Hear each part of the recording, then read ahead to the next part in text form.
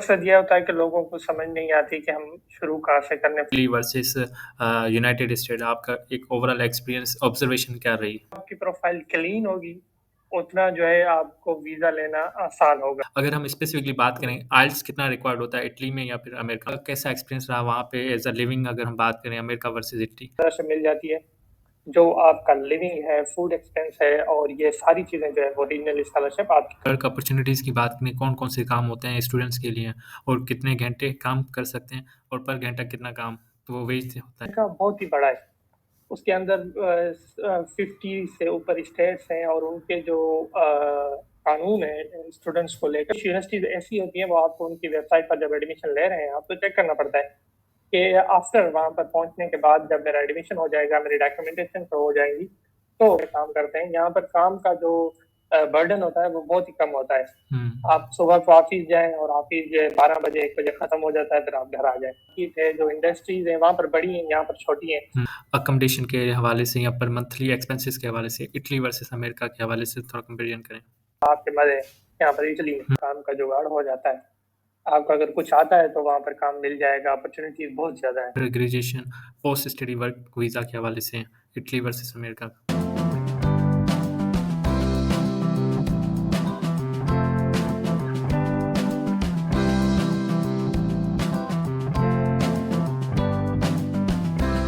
Hello, welcome back to another podcast. दोस्तों आज का पॉडकास्ट बहुत ही कमाल होने जा रहा है। आज हम बात करेंगे Italy versus United state comparison करेंगे कि कौन सा country south Asian students Pakistan, India, Bangladesh, Nepal या जो भी साउथ एशियन कंट्रीज़ हैं, उनके लिए कौन सा बेस्ट रह सकता है in terms of education, in terms of future opportunities, कौन-कौन से चैलेंजेस वहाँ पे फेस हो सकते हैं और ओवरऑल जॉब मार्केट कहाँ की अच्छी है। तो हमारे साथ आज एक अज़ीज़ मेरे भाई और सीनियर मौजूद हैं इटली में जो अभी मास्टर्स कर रहे हैं। इनका एजुकेशन और इनका इंटर्नशिप पीरियड यूनाइटेड स्टेट में था। सैफुल्लाह भाई welcome to the podcast. First of all please thank introduce you. Yourself. So my name is Saifullah Pitafi. मैं जो मुख्तलिफ कंट्रीज़ में या यूरोपियन कंट्रीज़ में पुर्तगाल में था, उससे पहले स्पेन, जर्मनी वगैरह भी घूमा नाइस। हूँ। अभी इस वक़्त इटली में हूँ और मैं यूनाइटेड स्टेट भी इंटर्नशिप करके आया हूँ। तो डिफरेंट कंट्रीज़ के एक्सपीरियंस है मुझे और आज इस पॉडकास्ट में डिफरेंट कंट्रीज़ के कंपैरिज़न को मख़सूसी तौर पर जो यूरोप का और यूनाइटेड स्टेट का है वो कंपैरिज़न करेंगे। असल में बेसिकली मैंने जो बैचलर किया है वो पुर्तगाल से किया है और अभी इटली में मास्टर्स कर रहा हूँ और बैचलर के लास्ट ईयर में मैं जो है वो अमेरिका चला गया था इंटर्नशिप के लिए। तो जहाँ तक अपॉर्चुनिटीज़ की बात है, यूरोप में अगर आप रहते हैं और आपको जाना है यूएसए या कनाडा ऐसी कंट्रीज़ में जाना है तो आपको मख़सूसन फ़ोकस करना पड़ेगा कि आप अपॉर्चुनिटीज़ किस तरह से ढूँढते हैं। आजकल जो है वो इंटरनेट का ज़माना है और इसको यूज़ करके हम बहुत सारी जो है वो चीज़ें ढूँढ सकते हैं। मेन मकसद ये होता है कि लोगों को समझ नहीं आती कि हम शुरू कहाँ से करने। फॉर एग्ज़ाम्पल अगर किसी बंदे ने फाइनल ईयर में है, वो कोई प्रोजेक्ट ढूँढना है, उसको रिलेटेड फ़ील्ड के जो अपनी उसकी फ़ील्ड है, किसी भी कंट्री में फॉर एग्ज़ाम्पल किसी यूरोप की दूसरी कंट्री में फॉर एग्ज़ाम्पल इटली में वो बैठा है, वो चाहता है कि मैं फ्रांस चला जाऊँ, वो चाहता है कि मैं जो है वो जर्मनी चला जाऊँ।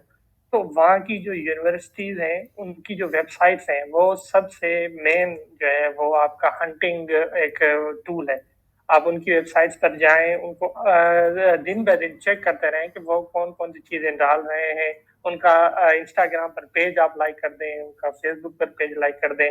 तो ये जो छोटी-छोटी चीज़ें हैं, वो आपको जो आपका गोल है, उसको हंट करने में हेल्पफुल रहती हैं। तो बेसिकली यही है और मैंने आप अपना जो इंट्रोडक्शन है वो भी करा दिया। तो इस पॉडकास्ट में आगे गुलशन भाई के साथ डिस्कस करते रहेंगे। Thank you so much for the detail तो जी। ओवरव्यू। सैफुल्लाह भाई सबसे पहले अगर हम बात करें जो साउथ एशियन कंट्री से अमेरिका की या हुँ। फिर अगर इटली की या यूरोपियन जो वीज़ा लेना कितना मुश्किल होता है और ओवरऑल उस हवाले से थोड़ा गाइड करें। देखिए, वीज़ा जो डिपेंड करता है आपकी प्रोफ़ाइल पे डिपेंड करता है सबसे पहले। जितना आपकी प्रोफ़ाइल क्लीन होगी, उतना जो है आपको वीज़ा लेना आसान होगा। अगर आपने जब वीज़ा अप्लाई करना है, आपने उन लोगों को ज़्यादा चीज़ें दिखा दी, या आपका जो प्रोफाइल है पीछे, फॉर एग्जांपल इटली की बात कर लेते हैं, कि आपके पास परमिशो डी सोजोर्नो नहीं है, तो ये एक बड़ा ही जो है वो होता है कि उस टाइम पर आपने वीजा अप्लाई नहीं करना। अगर आपने उस टाइम पर, मतलब आपके पास रिसिप्ट है जो परमिशो वाली, क्योंकि इटली में बहुत ज्यादा टाइम लगता है परमिशो रिन्यू करवाने में, पहला परमिशो लेने में, तो उस टाइम में आपने जो है वो वीजा अप्लाई नहीं करना।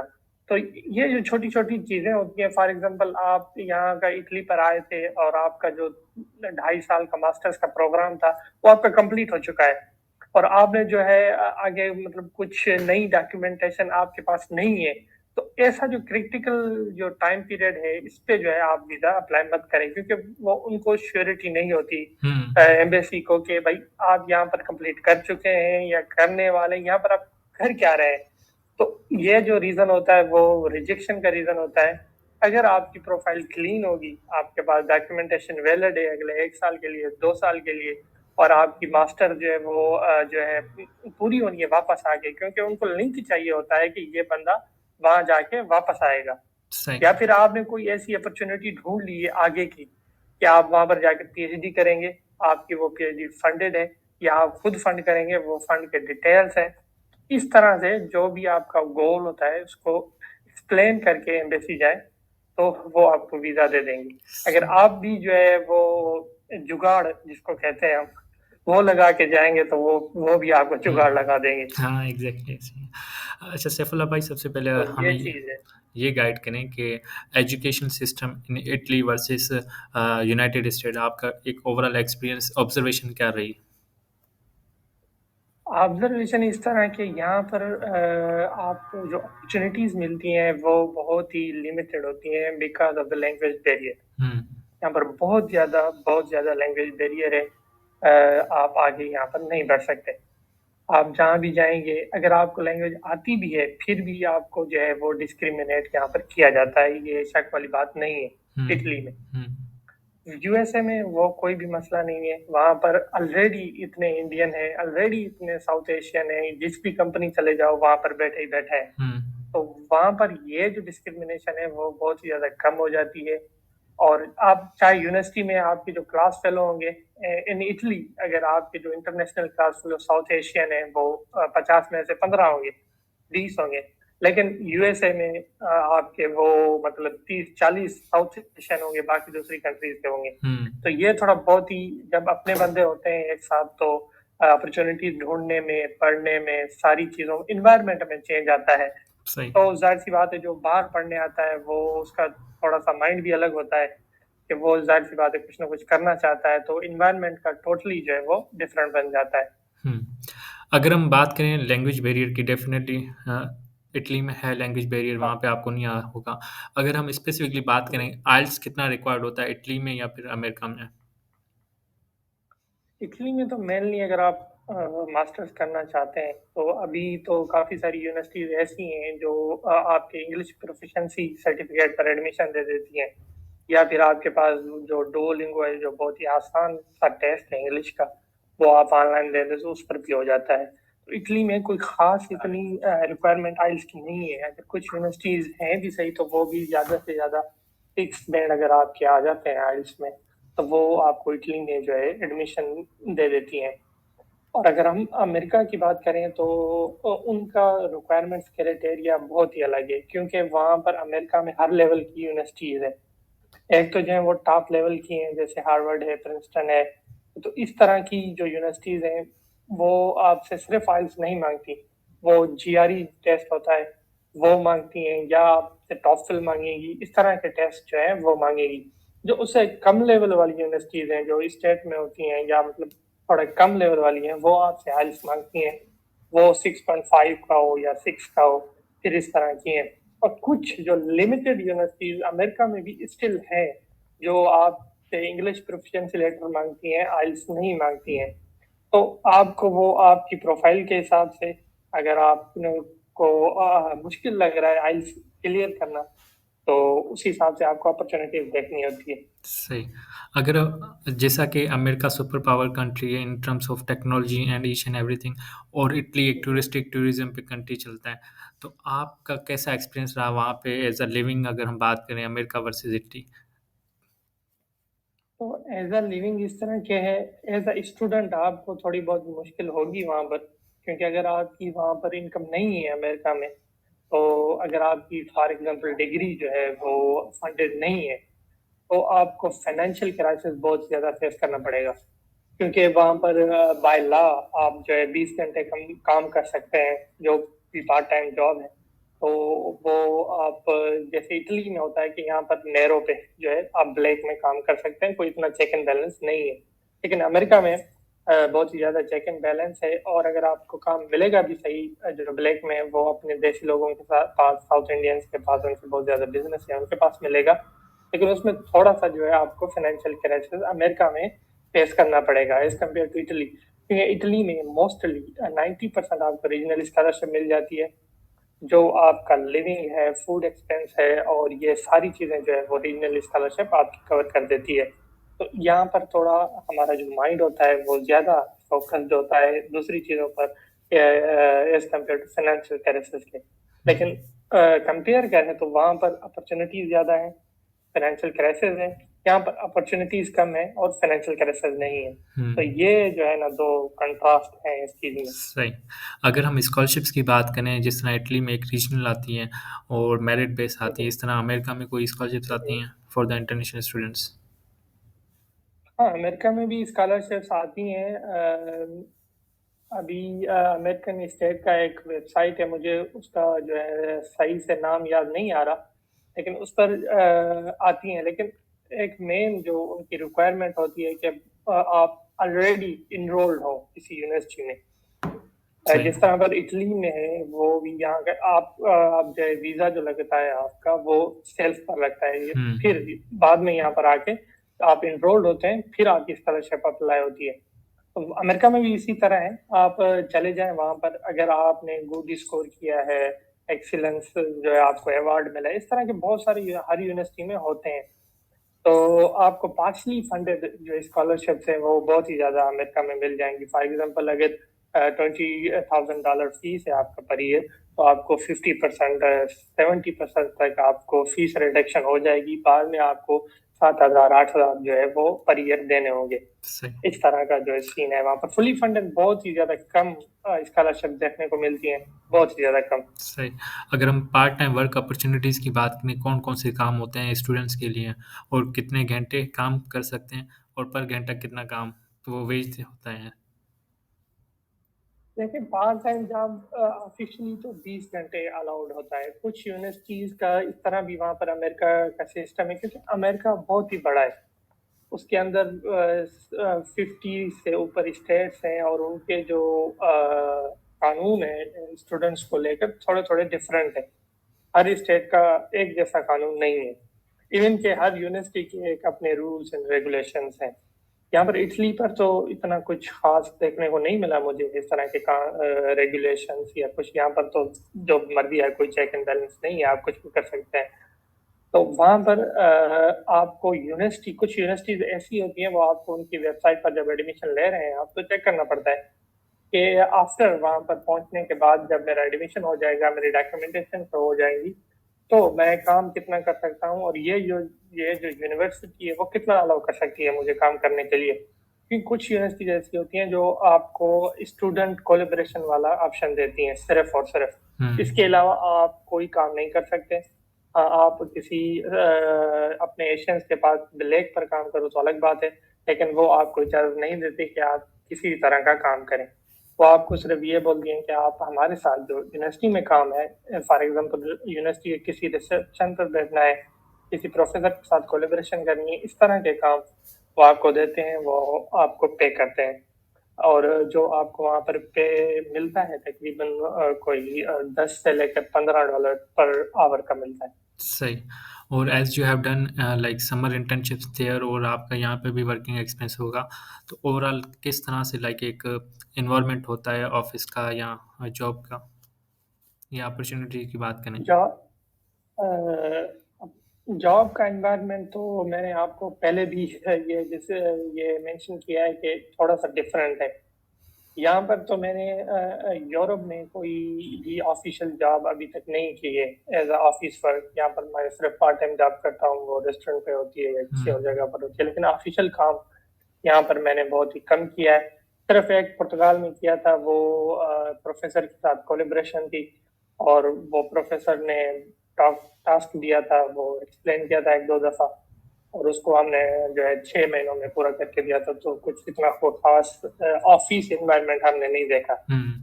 तो जो यूएसए में है, वो आपको मैं जो कंपैरिजन करता हूँ, क्योंकि यहाँ पर ऑफिस में देखता हूँ जो इटालियन लोग हैं वो जिस तरह से काम करते हैं, यहाँ पर काम का जो बर्डन होता है वो बहुत ही कम होता है। हम्म। आप सुबह को ऑफिस जाएं और ऑफिस जो है 12 बजे 1 बजे खत्म हो जाता है, फिर आप घर आ जाएं।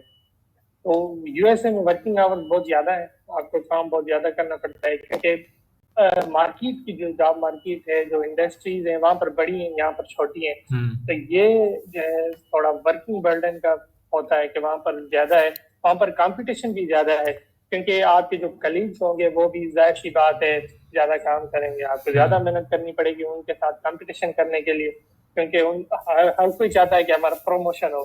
सही। तो वहां पर कंपटीशन बहुत ज्यादा है, इसलिए आपको थोड़ा बहुत ज्यादा जो है वर्क करना पड़ेगा वहां पर एज कम्पेयर टू यूरोपियन। पर यहाँ पर जॉब लेना बहुत ही मुश्किल है, ऑफिशियल जॉब लेना। हम्म।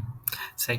अगर हम फर्दर बात करें अकोमोडेशन के हवाले से या पर मंथली एक्सपेंसेस के हवाले से, इटली वर्सेस अमेरिका के हवाले से थोड़ा कंपेरिजन करें। इटली में तो अकोमोडेशन जो है वो बहुत ही कम मिल जाती है आपको, कम रेट्स पर, मतलब 250 का आपको एक प्राइवेट रूम अपार्टमेंट में मिल जाता है, 250 यूरो का, और 300 यूरो का आप जो है ले सकते हैं। और फूड की जिस तरह बात करें, वो भी 150 यूरो तक आप अगर मतलब पूरे आराम से में 1 महीना गुजार सकते हैं 400 यूरो में। वो भी इवन के आपको जो है रीजनल स्कॉलरशिप नहीं मिली हुई है कैश, अगर आपको मिली हुई है और हॉस्टल आपको दिया हुआ है तो फिर आपके मजे हैं यहाँ पर इटली में। हम्म। अमेरिका में इस तरह नहीं है, आपको अकोमोडेशन ढूंढनी पड़ेगी, जो कि बहुत ही मुश्किल काम है। आप जिस भी एरिया में तो अकोमोडेशन का ये सीन होता है कि आपको वहाँ पर साउथ इंडियन देखने, जो पेइंग गेस्ट वाला सिस्टम है वो बहुत ही ज्यादा होता है, कि किसी साउथ इंडियन का घर है, उसके घर के अंदर एक कमरा खाली है, आप उसमें जाके रह रहे हैं। तो इस तरह के बहुत सीन होते हैं, और इस तरह आप अकोमोडेशन भी ढूंढ सकते हैं। लेकिन वहाँ पर रेट रेट जो है वो बहुत ज़्यादा होता है अकोमोडेशन का, तकरीबन 500 से $600 आपको पर मंथ जो है रेंट देना पड़ता है सिर्फ। उसके हम्म। बाद यूटिलिटी एक्सपेंस भी होता है और बहुत सारी चीज़ें होती हैं, तो आपको $1000 आपको चाहिए वहाँ पर सर्वाइव करने के लिए पर मंथ। सही। फर्दर अगर तो हम ये बात फर्दर अगर हम बात करें after graduation post study work visa के हवाले से, इटली वर्सेस अमेरिका। अमेरिका में देखें, आपको ये है कि आपका अगर वहाँ पर लिंक वगैरह बन जाते हैं अपने साउथ इंडियंस के साथ, जो भी अपने बंदे हैं अच्छे लिंक बना लो, तो वहाँ पर काम का जुगाड़ हो जाता है। आपको अगर कुछ आता है तो वहाँ पर काम मिल जाएगा, अपॉर्चुनिटीज बहुत ज्यादा है। और यहाँ पर इटली में तो इस तरह का कोई सीन नहीं है। अभी डिग्री कंप्लीट होगी हमारी भी, तो फिर जॉब जब हंट करेंगे तो फिर पता चलेगा। लेकिन अभी तक जो इंफॉर्मेशन है, जो भी लोग देखे हैं, तो कोई इतना खास है नहीं यहाँ पर कुछ। तो हो बाकी देखते हैं, वो फ्यूचर में पता चलेगा। सही। Thanks for sharing the ground reality. हाँ, फर्दर अगर हम बात करें कोई एक final tip Italy versus America, जो भी साउथ एशियन अप्लाई करना चाहते हैं उनके लिए कोई एक फाइनल एडवाइस। फाइनल एडवाइस ये है कि आप इटली को, अगर आप इटली में रहना चाहते हैं तो बहुत डिफिकल्ट है। सजेशन यही है बाय द हार्ट कि आप जो है अपनी मास्टर्स को सही नमूने से कंप्लीट करके वहाँ पर फंडेड पीएचडी को हंट करें अमेरिका में। जब आपको फंडेड पीएचडी आपको मिल जाएगी तो आपको वीजा में कोई भी इशू नहीं होगा, हम्म। और आपको बैंक स्टेटमेंट वाला जो एक बहुत ही बड़ा होता है कि हमारे पास जो है $25,000 की बैंक अकाउंट कहाँ से आए, तो वो मसला भी हल हो जाता है इसमें फंडेड पीएचडी में। तो आपको फंडेड पीएचडी ढूंढनी है अमेरिका की, और वहाँ चले जाना है। वहाँ 4 साल में मतलब आप पूरी करोगे पीएचडी भी, और आपको वहाँ पर जॉब भी मिल जाएगी, सेटलमेंट भी हो जाएगी, सब कुछ हो जाएगा वहाँ पर। सही। तो टिप यही है कि फंडेड पीएचडी ढूंढो और यहाँ से चले जाओ। सही। तो यही मास्टर्स अपनी सही नमूने से यहाँ पर कंप्लीट करके उसके बाद goodbye. Okay, thank you so much Saifullah भाई for your time. I hope जी ये ऑलराइट। सेशन जो एक कंपैरिजन ओवरऑल आपके लिए होगा इटली वर्सेस अमेरिका। हर कंट्री के अपने बेनिफिट्स और साइड इफ़ेक्ट्स होते हैं, तो एक आपको बिल्कुल जनरल बिल्कुल। ओवरव्यू मिला होगा। और जी अगर ये वीडियो पसंद आई हो तो लाइक करें, शेयर करें उन दोस्तों के साथ जो कन्फ्यूज़ हैं, मतलब कि अपनी स्टडीज़ के हवाले से। और चैनल को सब्सक्राइब करें। प्लस में फ़ेसबुक भाई सैफुल्ला का अपना एक पेज है, हेलो वर्ल्ड, उस पे भी मेक श्योर करें और उसको भी लाइक करें और उनकी वीडियोज़ देखें। आपको एक इंस्पिरेशन मिलेगी यूरोप के हवाले से और अमेरिका के हवाले से, तो उन्हें भी जाके लाइक करें। और मिलते हैं किसी नए पॉडकास्ट में, किसी नए गेस्ट के साथ, किसी नए टॉपिक पे। तब तक मुझे इजाज़त दें। Thank you.